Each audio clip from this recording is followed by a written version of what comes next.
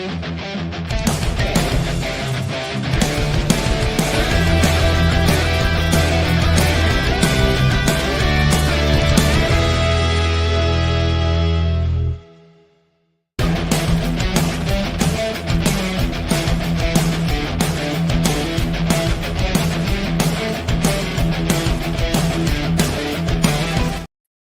there, this is Datila, and welcome to the Wrestling Time Post Show.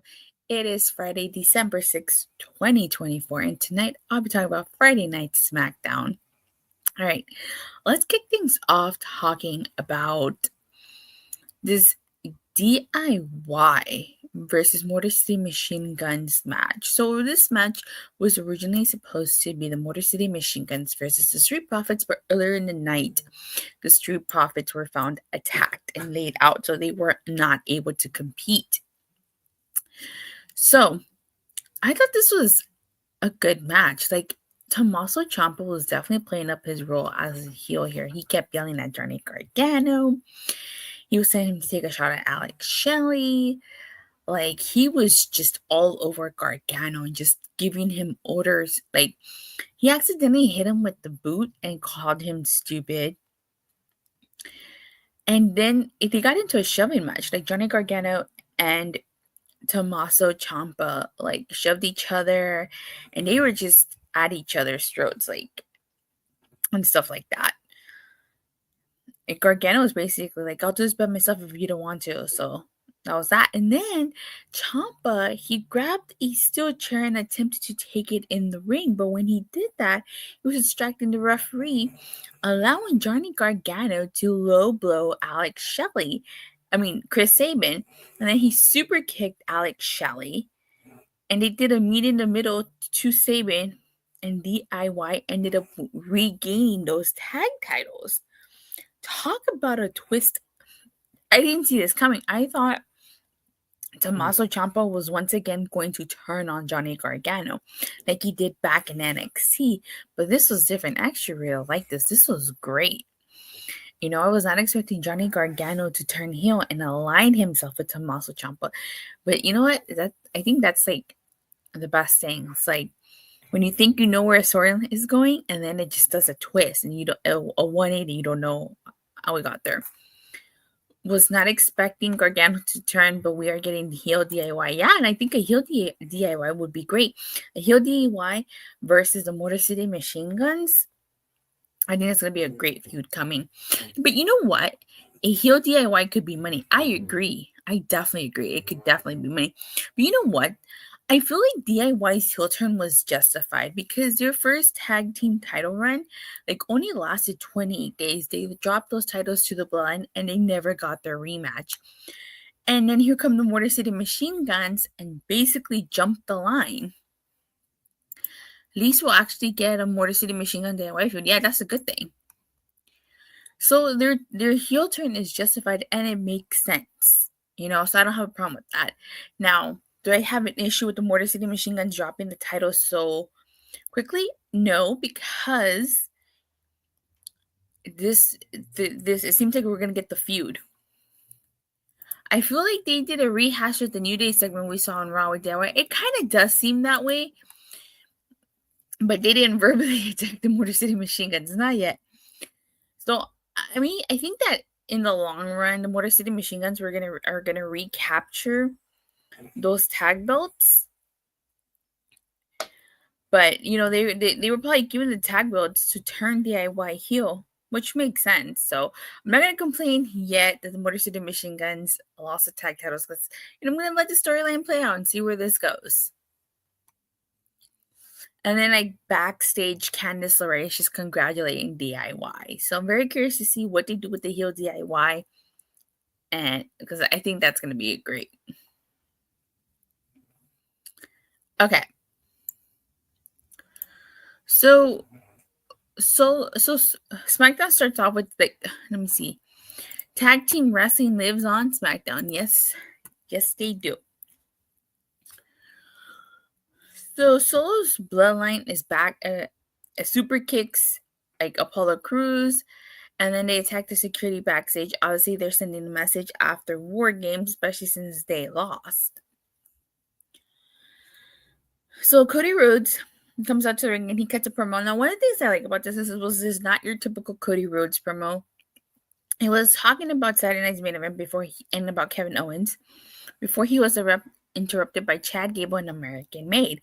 Now you're probably asking yourself, why is Chad Gable and American Made on SmackDown when they're a Raw tag team? Well, apparently, according to not only commentary and Michael Cole, but their USA tweeted out saying that WWE has announced a transfer window between SmackDown, Raw, and NXT, which will see GMs discuss moving WWE superstars across brands. So it seems like they're gonna do like another mini draft, I guess.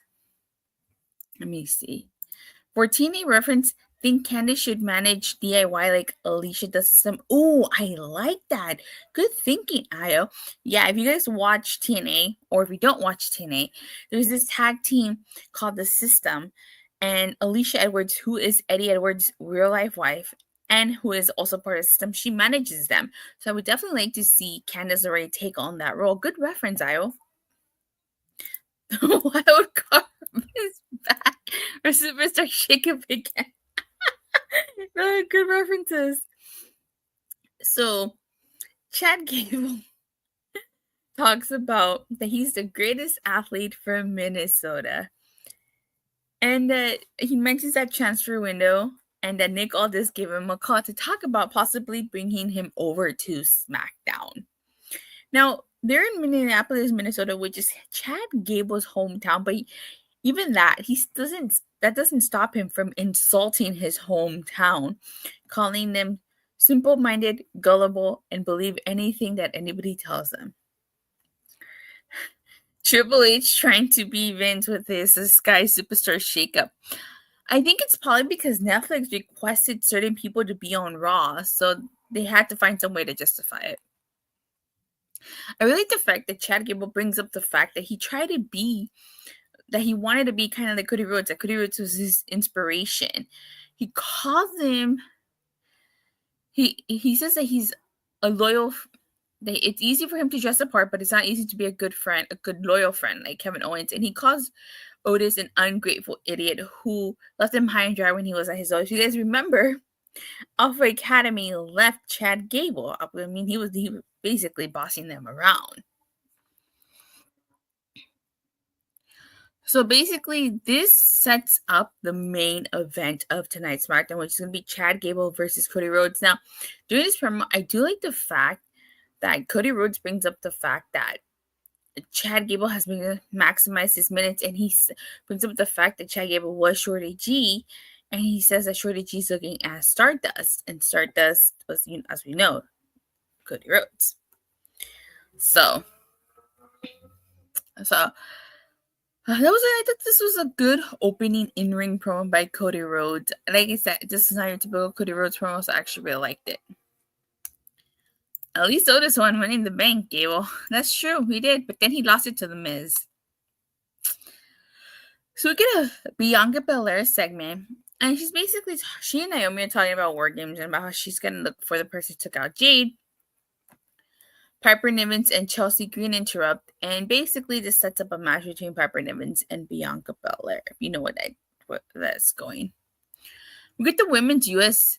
title tournament match. Naomi versus Tiffany Stratton versus Elektra Lopez. Tiffany Stratton being from Minnesota, wearing the hometown colors of the Minnesota Vikings.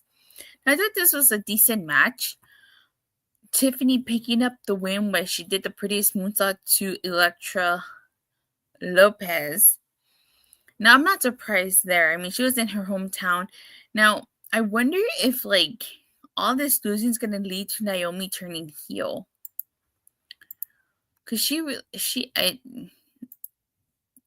I feel like she needs a character change. Let me see. Match is boring. It was okay.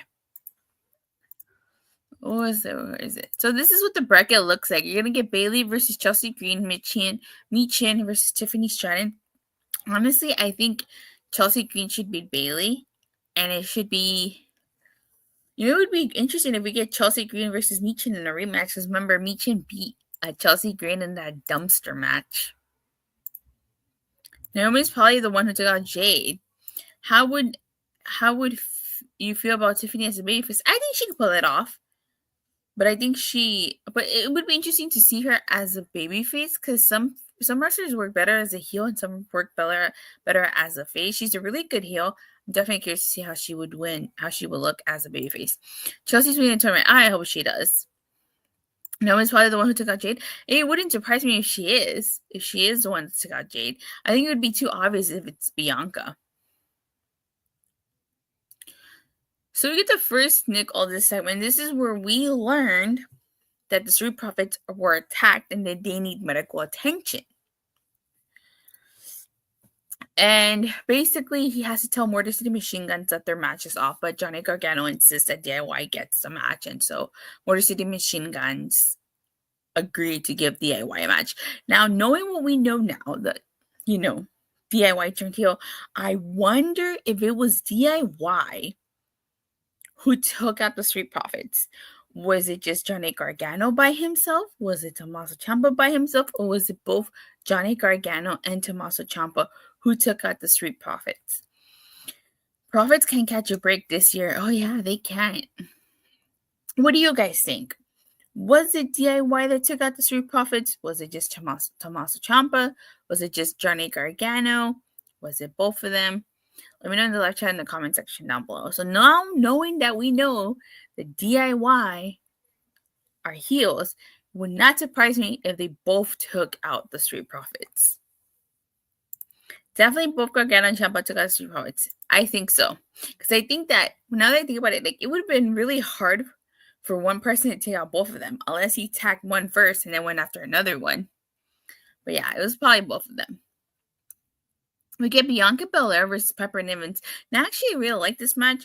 I thought it was an enjoyable match. Bianca Belair picking up Piper Nivens with that KOD onto Chelsea Green, because Chelsea Green decided to get involved, and she threw her into the ring and she hit her with the KOD. And yeah, I thought let me see. I'm not surprised she won this. Really not surprised that she won. I kind of did think that Piper Nivens would win halfway, but she ended up winning this, so not surprised at all. But as she's walking backstage, you see Dominic Mysterio talking to Nick Aldis, so I wonder what that's about. It's probably about bringing him and the Judgment Day to SmackDown. Solid match. Piper Nivens did a good job in it. Oh, she did. She did a fantastic job in it. So Bianca runs into Naomi, and she's basically talking about how good it must have felt to get her hands on Piper Nivens. Now, Byron Saxton tells Bianca that he saw Piper Nivens sitting in Gorilla during the match, and they have a potential list of suspects of who could attack Jade. This is kind of like when that Simpsons episode of Who Shot Mr. Burns, they go through so many people and then it ended up being Maggie. So, again, who attacked Jade? I think it would be too obvious to make it Bianca Belair. I really think that would be really extremely obvious. Maybe it was Naomi. Who else could it have been? If not Bianca, not Naomi, who could have attacked Jade? I mean, she didn't attack herself. So, we'll see. Or who ran over Stone Cold Steve Austin from back in the day. Exactly. Who ran over Stone Cold Steve Austin. I think I just aged myself mentioning Who Shot Mr. Burns. That's like a classic Simpsons episode from like what, the 90s, I think? The late 90s? Hey.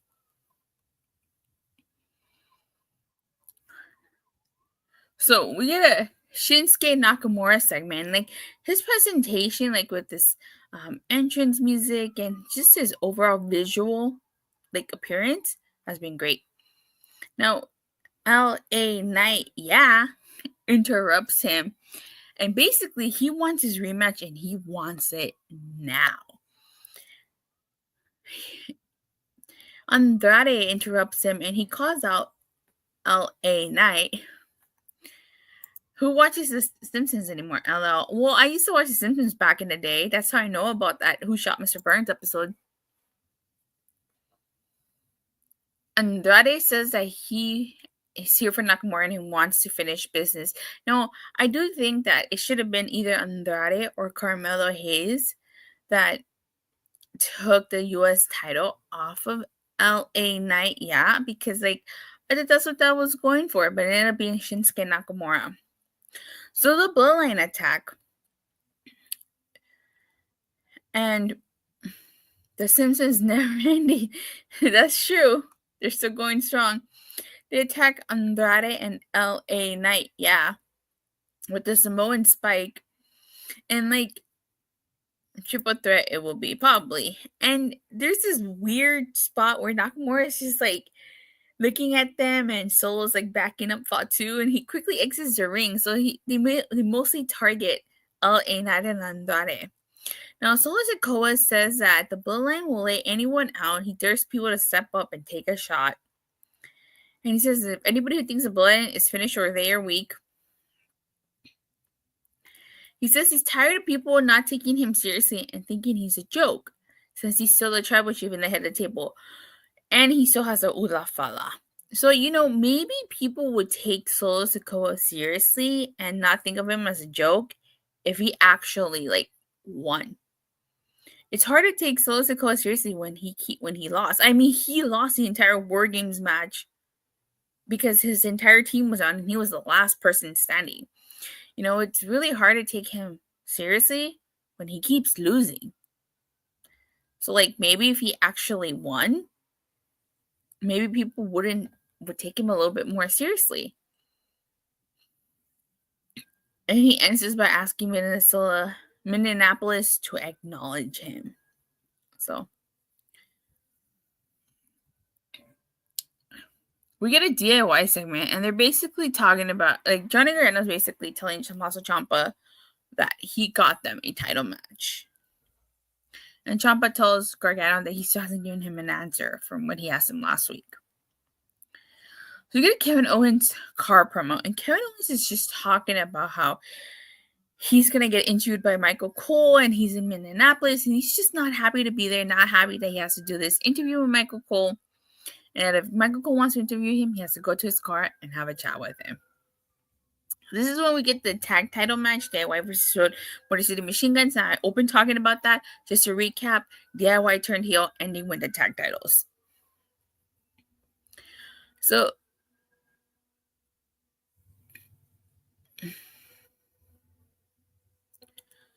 Kevin Owens, Michael Cole literally goes inside of Kevin Owens' car just to interview him. And Kevin Owens is basically saying that ever since he dropped Golden Boy Cody, he's not allowed into the arena, so he's in a preemptive strike. Now, he has a hard time believing that Michael Cole is going to do an unbiased interview, since according to him, he's the number one Cody fanboy here. I like the fact that Kevin Owens brings up the fact that he asked Michael Cole how many times did he watch Roman Reigns try to end his career. And then on top of that, Cody showed up and stood by Roman at blood. He brings up the fact that who left in 2016 because they weren't happy about the opportunities they weren't getting. It wasn't him, which is a reference to Cody Rhodes requesting his WWE release. All of this because of Roman Reigns. Yep, all because of Roman Reigns. So as we all know, Cody Rhodes requested his release in WWE in 2016, and then, as they say, the rest is history.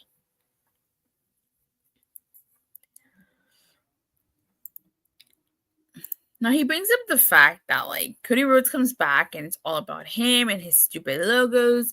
He talks about how the Usos have always been Roman's pawns. Now, Michael Cole brings up, Sami Zayn, and he says that he'll cross that bridge when he gets there with Sami. So it's interesting because, if Kevin Owens went berserk because Cody Rhodes, he thinks Cody Rhodes backstabbed him and teamed with Roman, just imagine how crazy he's going to get when he goes after Sami Zayn for teaming with the Bloodline. After their whole thing was that they took the tag titles off Jimmy and Jey Uso, which I was there for live, at WrestleMania 39. So, damn, I cannot wait to see that. Like, he's going to snap even more on Sami Zayn. Then he went to AEW. Well, he had a whole indie scene.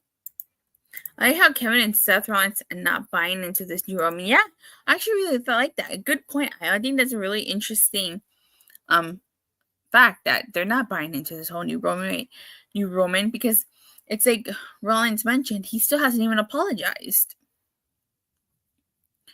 Teaming with the OTC has consequences. It sure does.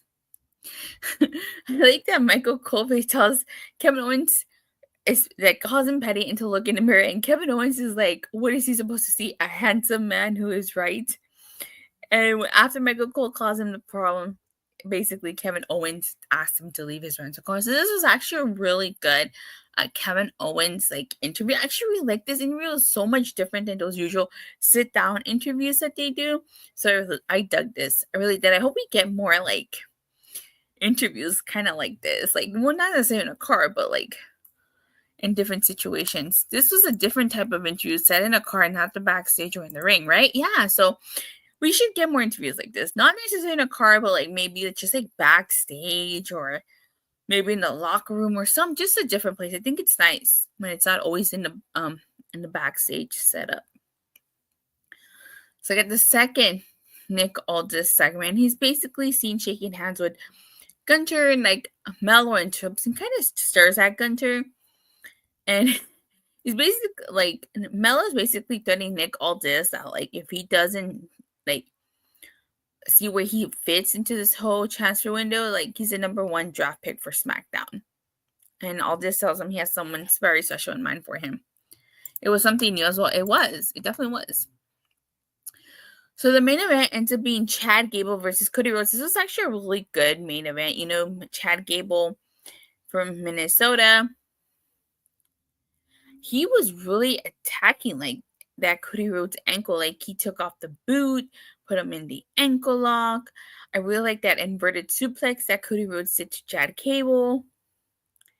So this was a really good match. I feel bad for Chad Gable because not only did he lose again in his hometown, but it's you bring him over to SmackDown, you put him in the main event, and he still can't win. And this was a non-title match.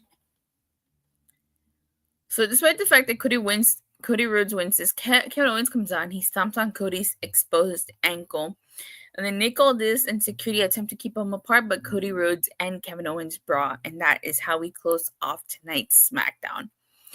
Also, too, we learned that Bronson Reed, Tamaloa, and Jimusa are out indefinitely with injuries. Tamaloa with the torn bicep, Jimmy with the broken toe, and Bronson Reed with the broken foot, who will have surgery next week. So overall, I thought this was actually a pretty great SmackDown.